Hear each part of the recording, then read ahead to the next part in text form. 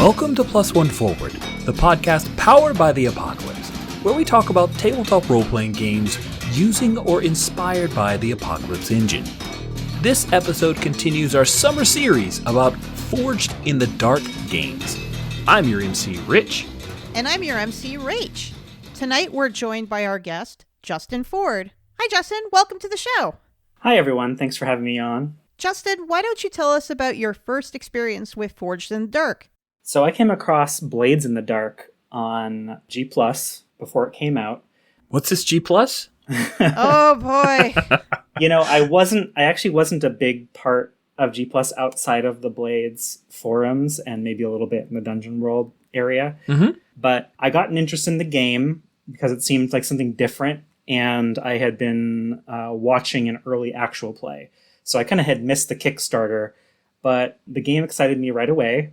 I found the backer kit and I got on early, and I ran a series of 2 games for my friends, one in Duskfall and one in the Moth-Light setting. Oh, neat. I started writing up a new setting based on some games that I had played through, like Microscope and The Quiet Year, and a bunch of series of other games that we had kind of developed a version of the setting together with. And I decided to try and shoehorn Blades into that. And it definitely worked based on the frame we had. But that was my first encounter with Blades. Actually was hacking the game. That's really cool. That is really cool. Before we get deeper into Moth-Light, let's step over and discuss setting, position, and effect. Setting, position, and effect. In setting, position, and effect, our guest will discuss an aspect of Forged in the Dark play or table culture that they want to shine a little bit more spotlight on. Justin, I think you were talking with Rich before the show about flashbacks? Yeah, there's a lot of things I like about Blades that actually are not Blades' sole purview. All kinds of games do flashbacks, but I think Blades in the Dark does them exceptionally well and has a lot of lessons to teach people throughout their gameplay experience, whatever system they might be in, about how to use them in a way that feels right. I feel like people should be using flashbacks more, especially, in the genres of heist fiction, but also like in all kinds of fiction that is meant to reproduce the feelings of television series and film. Like, this is a storytelling device players and GMs really need to be using more. And I'm here to encourage it. Awesome. So tell us a little bit about some ways that you really enjoy flashbacks at the table. Like, what are some cool ways to do it? Is it just a grub for gear? Is that all you do? You're just like, oh, I need this watchmaker, I need the hydro spanner, and bam, you got it? That's a useful way to use it, but I actually love more whenever players use it to set themselves up in a good spot and into a position to succeed. There are people who maybe balk at using the flashback as like a metagaming element because it feels like a little too powerful in that respect. I highly encourage it. I think especially in Forged in the Dark and PBTA games, that's something players should be doing, is thinking about how to game the system in kind of a fun narrative way. One example I have of a flashback series that a player engaged in that I really enjoyed was I had a conversation between one player and an NPC that was going very poorly. At the end of that conversation, the player pointed to a move they had that basically was all about them being good at disguises, and you couldn't see through their disguise. And a player who was not involved in the scene at all asked the player who was in the scene if they actually could be them and like rip off a mask of them. So good! And for that character to have been talking to them actually the entire time, and for their character to be elsewhere. I was all for that because it's totally switched the energy from this seeming failure to like, oh, I planned this whole thing as the PCs. Mm-hmm. And that was really an amazing moment that I encourage people to like embrace. If anyone out there has watched the Hacked in the Dark actual play series, we had a whole series of games based on the Playbook Jam that a bunch of us did last year. Mm-hmm. And in that series, it actually heavily focused on a flashback element where we were all part of a family, and my character had missed their mother's death and was coming back for the funeral. And that caused a lot of in-family strife. And because of a device that we found that kind of messed with time, I visited my mother's grave and was actually able to go back in time and say my goodbyes during the funeral and like totally change the timeline. Wow. It completely changed the mood and like the reality for my character. All my family issues kind of evaporated and there was replaced with other family issues. It was a really powerful moment, especially in a setting with magic like Blades in the Dark. That's something that people should be looking to do is to really like change up the game with flashbacks. One of the things I noticed in your first story is the person who had the idea, oh, this masks, I've got the ability to appear as somebody else, that the other player had an idea and checked in. Yes. That's a really interesting highlight of that bit of kibitzing to keep from stealing somebody's, well, it sounds like not great moment to make it better. Is that something that you find most people doing in a flashback? Is like they come up with the idea rather than just saying this is the flashback as it happens? Well, I actually find that most people hesitate to do a flashback because they're worried about changing the fiction or they're worried about walking on the GM's toes. I encourage people not to worry about that, to just check in. That's actually why I think flashbacks work so well in Blades in the Dark, is there are many different mechanics that require you to check in with the other players.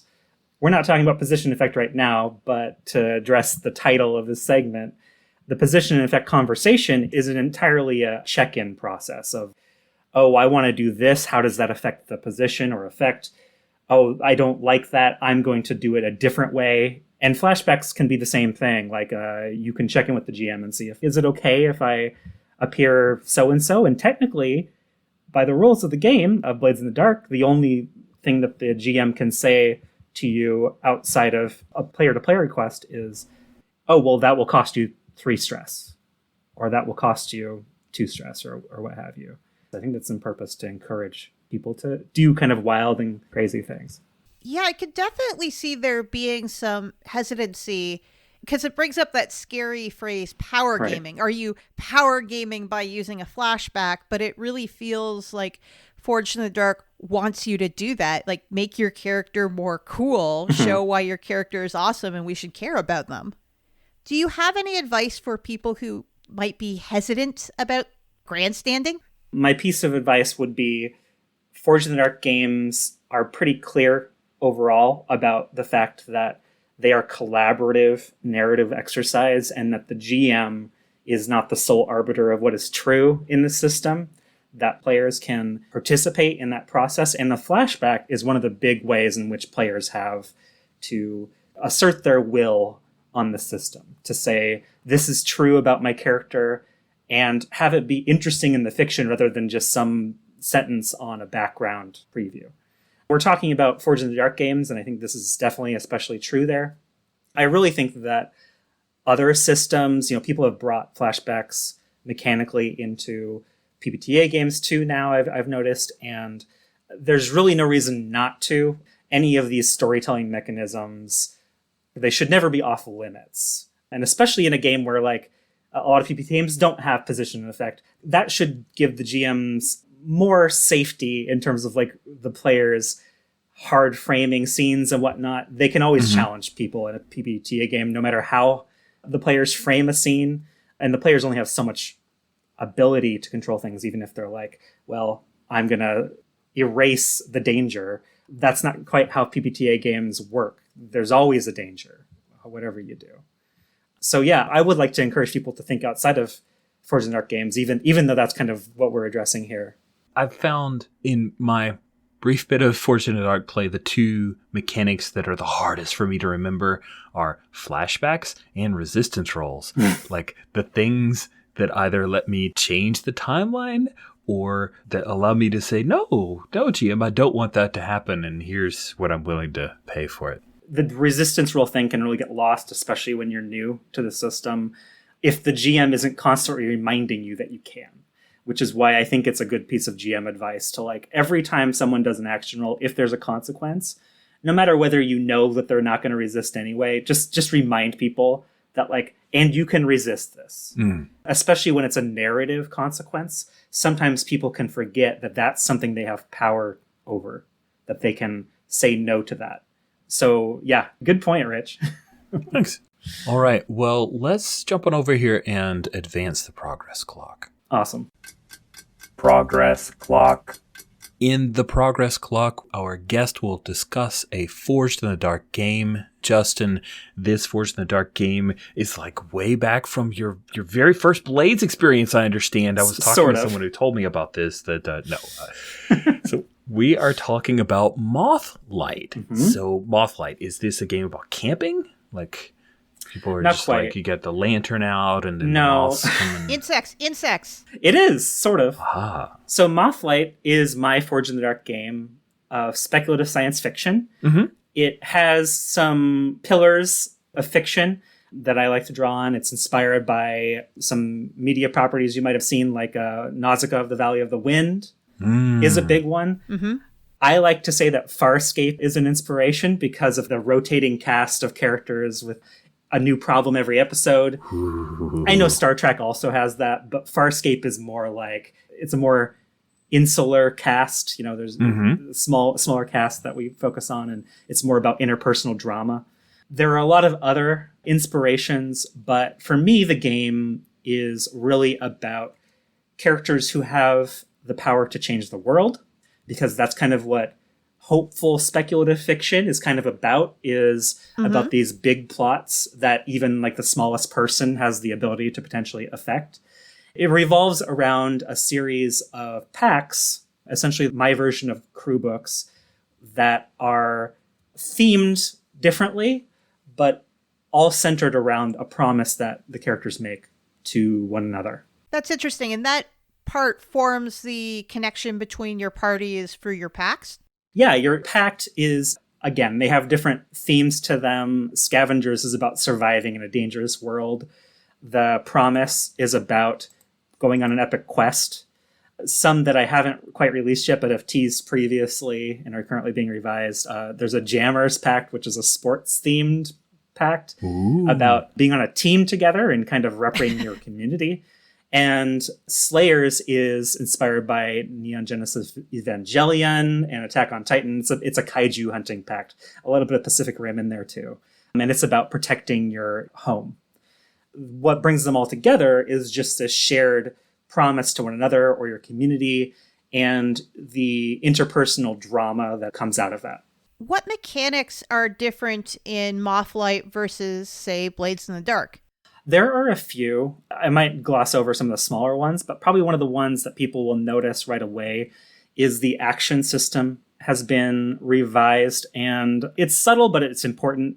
Instead of putting points, dots into different actions, you instead highlight each one just once, and you roll dice on highlighted actions equal to the number under that attribute. For example, you have 3 highlighted actions under prowess. If you choose one of those highlighted actions, you would roll 3 dice. If you choose an action that's not highlighted under prowess, you would roll 0. What that actually does is it allows me to have different action verbs for different pacts for characters to come up with their own action verbs. There's a couple moves or special abilities in the various character sheets that allow people to invent their own. In a campaign I'm currently running on an actual play for the Hacked in the Dark channel, a character decided on session 1 that their shell had the ability to fly. And so they came up with the fly action verb. And that really changes how people play. The Scavengers Pact has action verbs that are focused on that rough survival element, whereas the Jammers have abilities that are hyper-focused on the present action of the sport that they're in, and the Slayers are sure to have a lot of more combat-focused actions whenever that comes out. But it also kind of allows it to be easily hackable, and for players to focus a little bit less on having to get XP or having to like advance their dots, and more on the cool abilities, which is where I really like focusing a lot of my design time. So that's one of the big differences. I did notice that reviewing the character sheets before this recording, in that losing those pips does change how you think about your character, and you wouldn't think something that small would change your perspective. The pips always reminded me a little bit of more older RPGs, and I was like, oh, there's no more pips here. Oh, I get to focus on these verbs, and that definitely changed how I was thinking about my character during character creation. Yeah, the dots, one thing they do is they focus you on the idea that this is a game about advancement, and Blades really is. Blades is really about advancing your crew and your characters by extension of that, because they're a part of this crew. And I think it makes a lot of sense in that context. For Moth-Light, I really wanted people to focus on inner character, roleplay, and development, which is why that's probably the biggest mechanical difference from the game. But other things like the doubt system, like strings, GM strings, which are essentially like floating consequences, but also represent the focus on oaths and promises in the game. Those things are all aimed at bringing out those dramatic character moments and focusing the party on their own dynamics. Can you talk a little bit more about strings? Strings are something I played with in a variety of ways. In the most recent version of the game, they are a GM-facing element. Whenever the GM thinks it's most appropriate to like hold off on giving a consequence right now, or if it just makes sense that the consequence is about some debt that's owed or something you've missed, they can threaten players with a string. And a string is something they take and they name it based on the fiction. So a string might be the name of a character and then the nature of the consequence. So, for example, recently, a character in one of the games I'm playing, Volt, got a string hunted because they were noticed by some shady figures who we'd only seen off screen. And what I can do with that string as the GM later is I can use it to bring in a consequence that is within the fiction we've established, that they kind of have an idea for what it might be, or I can use it to engender player behavior, to influence player behavior by offering XP. In a lot of ways, it's kind of like the concept I've also seen in PBTA games in terms of like a floating consequence where they can do some similar things with it, or even in Monster Hearts itself. A lot of the same things you can do in that game with strings you can do in Moth-Light. But the thing that's appealing to me about it is that, again, it kind of highlights this idea that of oaths and promises, but also it puts players and the GM on the same page for these floating consequences about like, okay, you're going to hold this floating consequence. What could it be? In a lot of games, that's not well defined. It's just the GM can just do anything, with that floating consequence. In Moth-Light, because you have to define it at least a little bit, you're kind of still entering into that bargaining with the players of like, do you really want me to have this string? Do you want to resist me having this string? And that's something I try to focus on throughout the design of Moth-Light, is this idea of kind of consensual role play. At least that's what I call it. All right, Justin, what is your favorite move or mechanic in Moth-Light, and why? So I think my favorite move, it's my favorite move because of the design process. As I've been designing Moth-Light, I've been doing it in conjunction and with feedback from people on the Blades in the Dark Discord channel. And one of the things I wanted to do was to offer some moves that really made each playbook feel special. I'm sure every designer does want to do that. But for the Spear, which is a combat-oriented playbook, though they also have some kind of leadership role elements to them, I really wanted a move that focused on some of like the cool martial arts action that was in the fiction I was inspired by. That's in some of the inspirations for the game.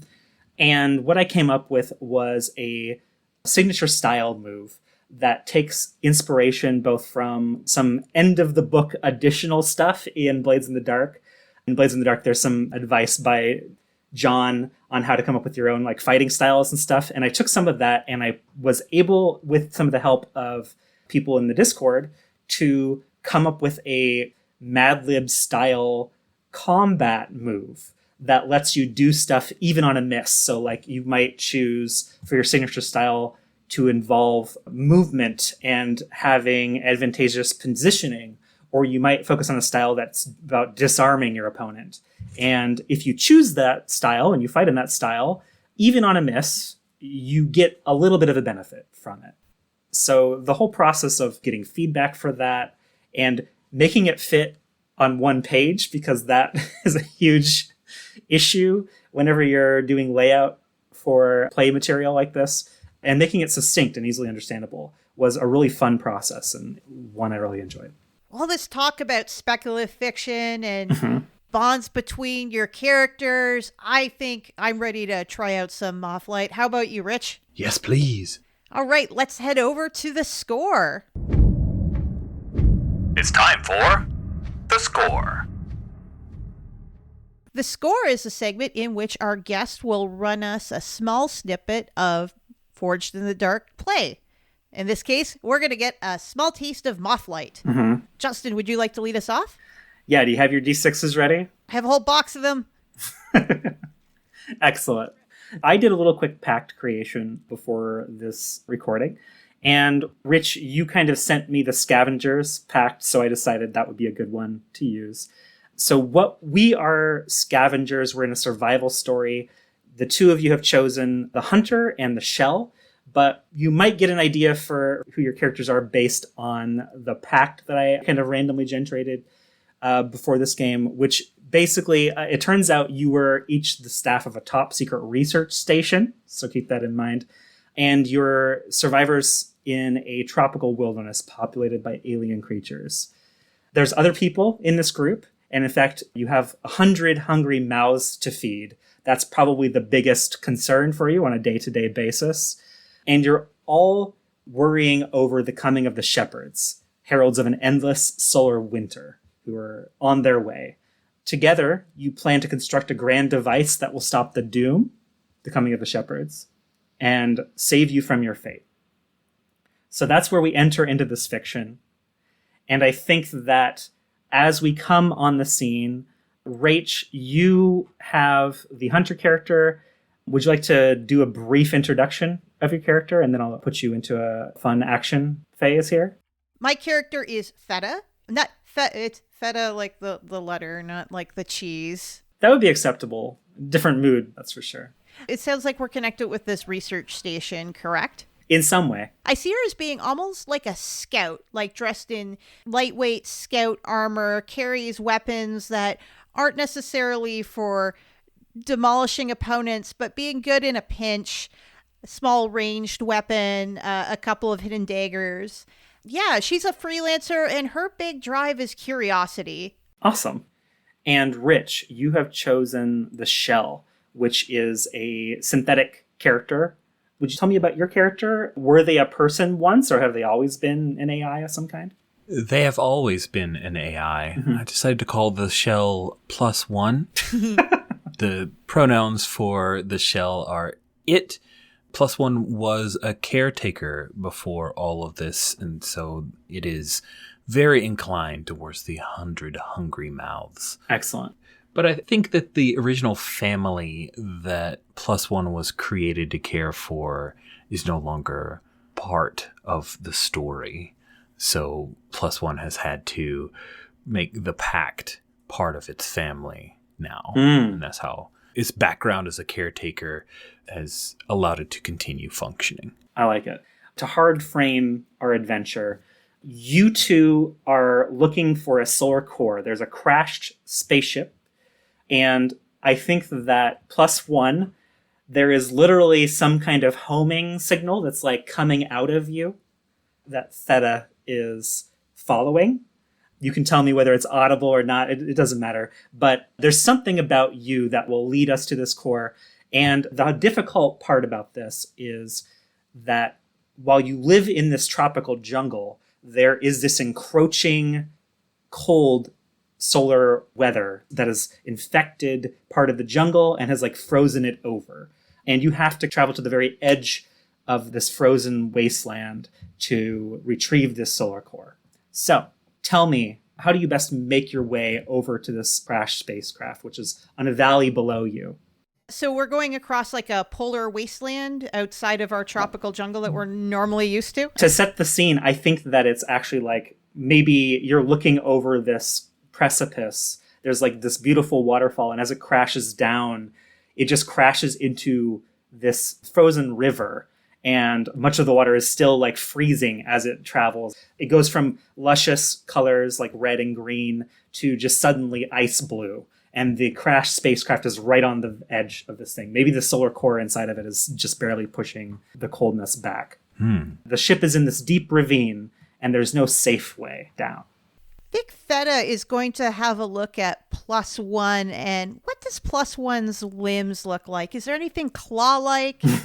Anything that might be able to grip hold of something that we haven't been using in a thoughtful way up until now? +1 was built to look humanoid, but its appendages are stronger. So yes, claws might be something worth. In fact, it turns out that I chose for +1 the trapping of multi-tool. So is it possible that claws are exactly what +1 has? Cleats. Absolutely. Yeah, you have this multi-tool. What does it look like when you engage them?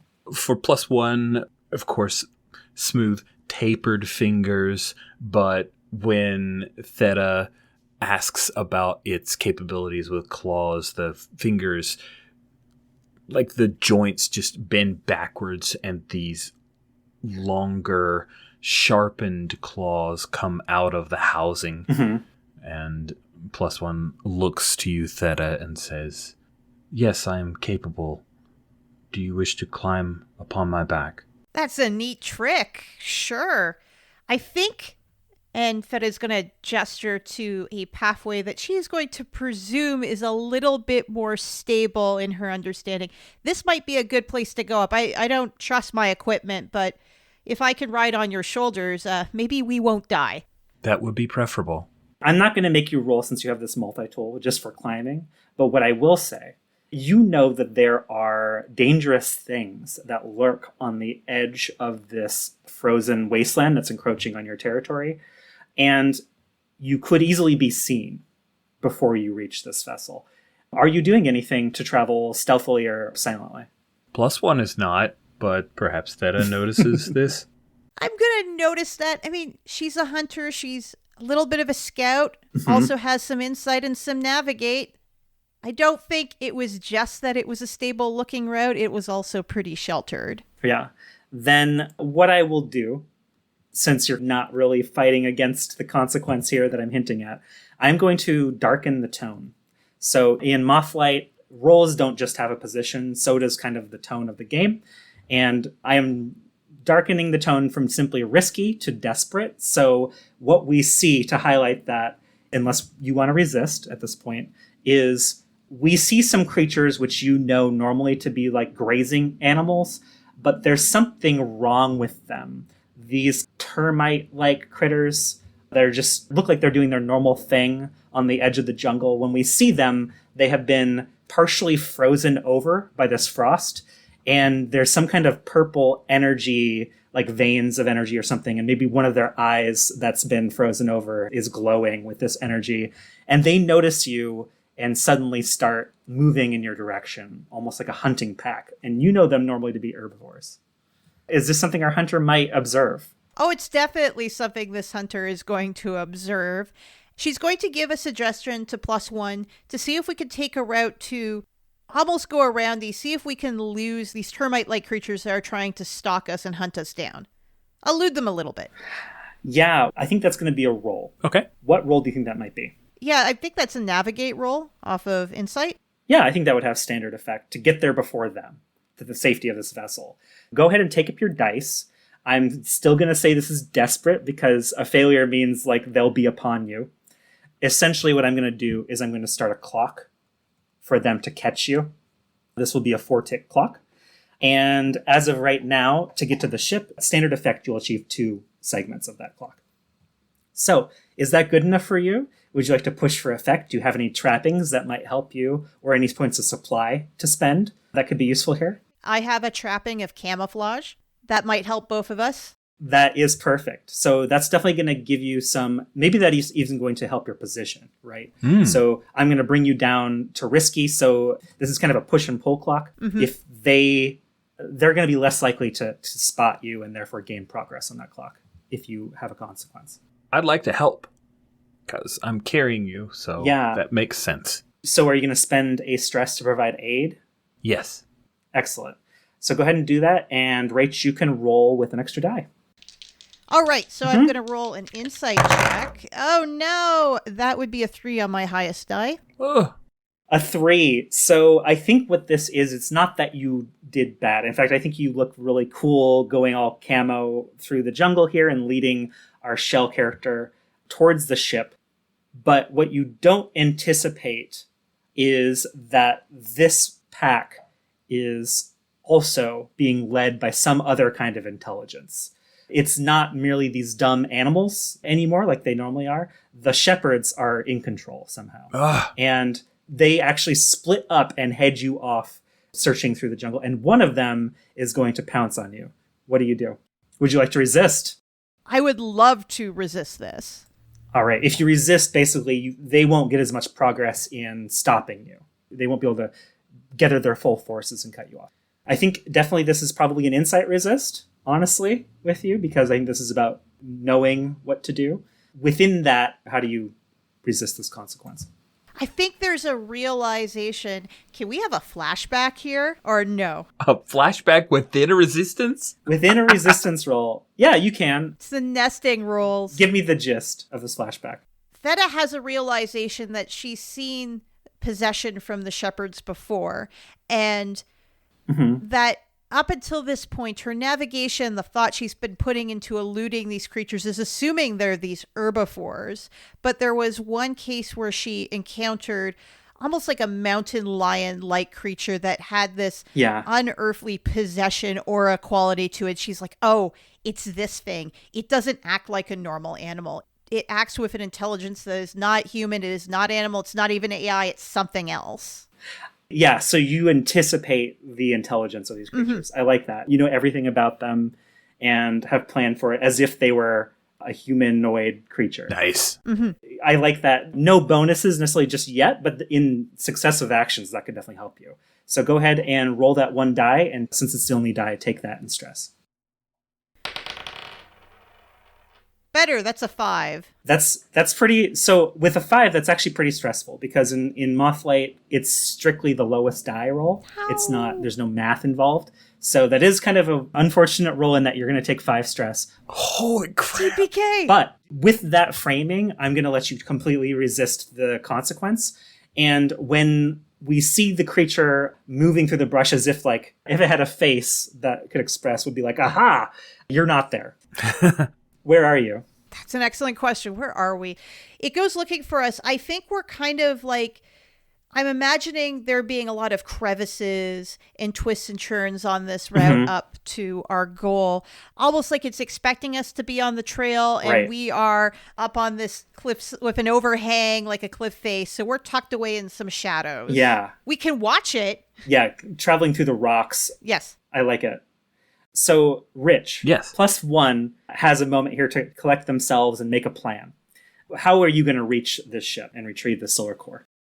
I feel like +1 doesn't necessarily want to reach the ship as much as get close enough to bring the solar core to us.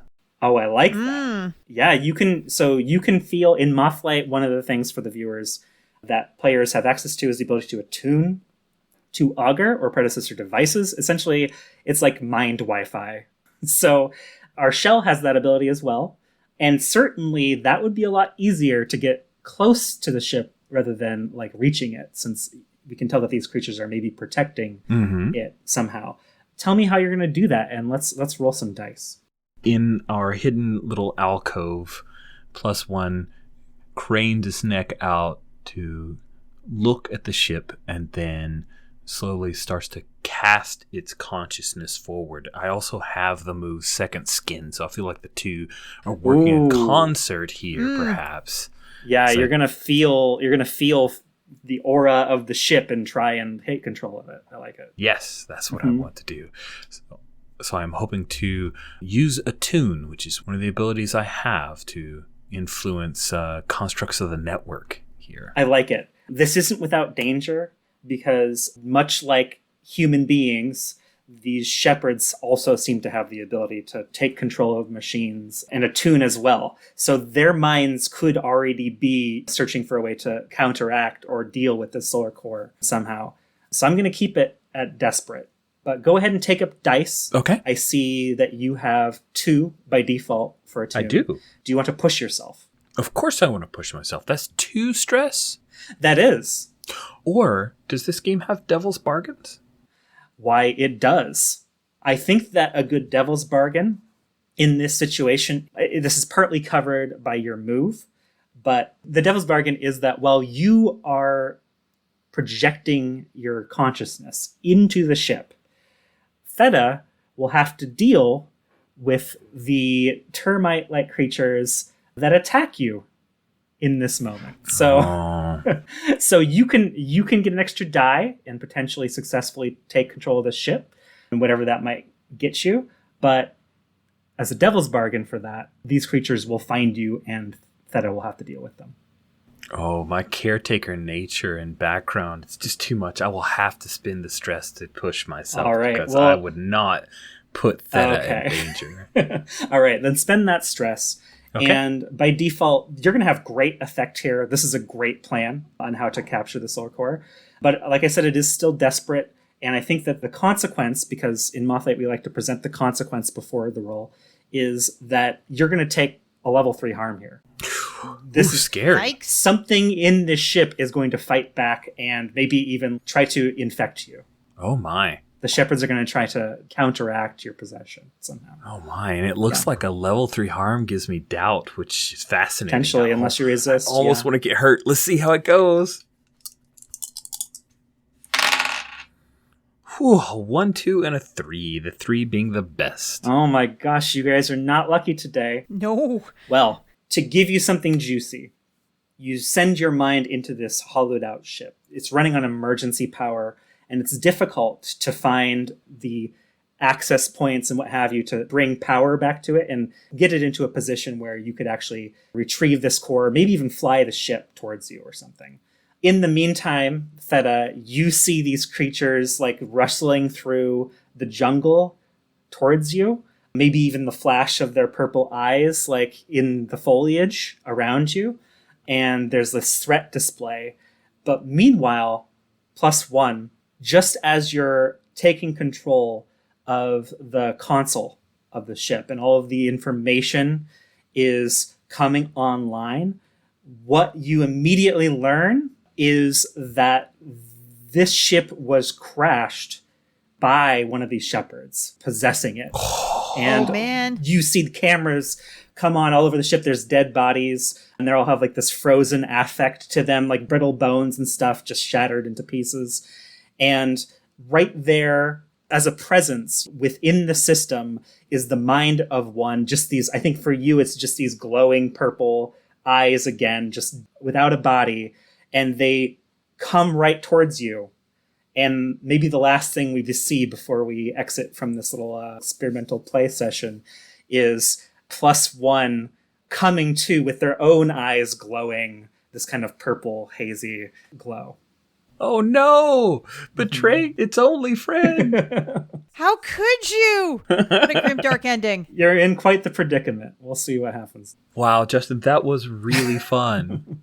Thank you for running us through a quick little demo of Moth-Light. Justin, if our listeners want to follow you on social media and see more of your design work, where can they find you? On social media, you can find me at Mothlands, one word, on Twitter.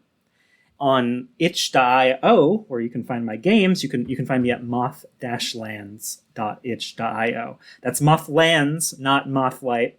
Mothlands is what I go for my publishing stuff. So go ahead and find me on there, where I have a bunch of games. And Moth-Light isn't the only Forged in the Dark game I've been involved with. I've also done a bunch of playbooks for Blades in the Dark, for Bandit Blades as well. And I was involved in a Zine Quest game called External Containment Bureau that should be in people's hands later this summer. Amazing. Fantastic. Justin, thank you so much for coming on +1 Forward and being part of our summer series on Forged in the Dark. My pleasure. +1 Forward is a production of the Gauntlet community, Richard Rogers and Rach Shelkey. You can find us at gauntlet-rpg.com or follow us on Twitter at +1FWD. If you would like to support our show, visit our Patreon site at patreon.com/gauntlet. The games mentioned on this show use the Apocalypse engine, which is a creation of Vincent and Magay Baker. The music for +1 Forward is from the Savage Aural Hotbed CD Gomi Daiko. The songs used are Gomi Daiko, Metal Version, and Drowning Attitude. You can find more amazing tunes by Savage Aural Hotbed on their website, www.savageoralhotbed.com.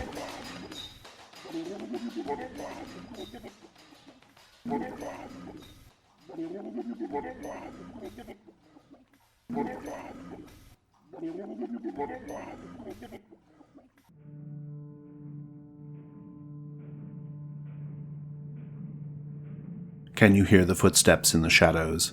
Can you smell the metal tang of blood on the air? Can you feel the veil between worlds slipping away with each heartbeat? The Between is here. The Between is a tabletop role-playing game about a group of mysterious monster hunters in Victorian-era London. These hunters learn about monsters and killers throughout the city and conduct investigations in order to neutralize them.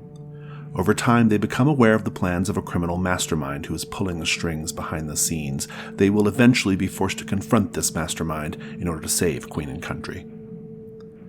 The Between is directly inspired by the TV show Penny Dreadful, but also takes inspiration from British horror classics, the works of Sir Arthur Conan Doyle, pulp-era media, The League of Extraordinary Gentlemen, and from Hell. It's powered by the Apocalypse and uses the mystery system from our hit game Brindlewood Bay. The Between comes with a 129-page rulebook, 7 playbooks, 10 scenarios or threats, a mastermind campaign sheet, reference sheets, and a supplement called London at Night, The Unseen. The Between PDF is available now on the Gauntlet Patreon. Just go to patreon.com/Gauntlet. The Between will be available on DriveThru RPG starting June 14th.